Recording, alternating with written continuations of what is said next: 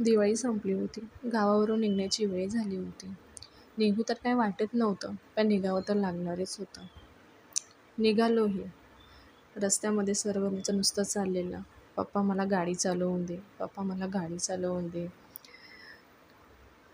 आणि मग नंतर पप्पांनी त्याचा हट्ट पूर्णही केला. त्याला 5-10 मिनटं स्टेअरिंगवरती बसवला आणि त्याला असं वाटत होतं की मीच गाडी चालवतोय. तो त्याचा एन्जॉय करत होता. दुपार झाली होती, जेवणाची वेळ झाली होती.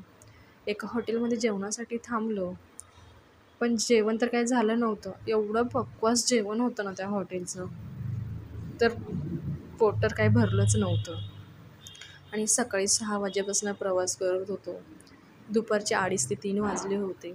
सर्वांना गाडीत बसून बसून खूप कंटाळा होता. तर तिथेच हॉटेलमध्ये तो खेळत बसलेला.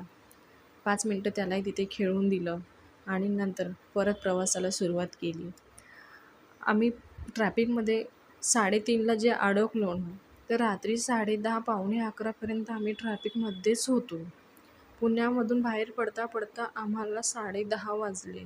असं आमच्यासोबत अजूनही झालं नव्हतं. फर्स्ट टाईम आम्हाला एवढा त्रास झाला प्रवासाचा.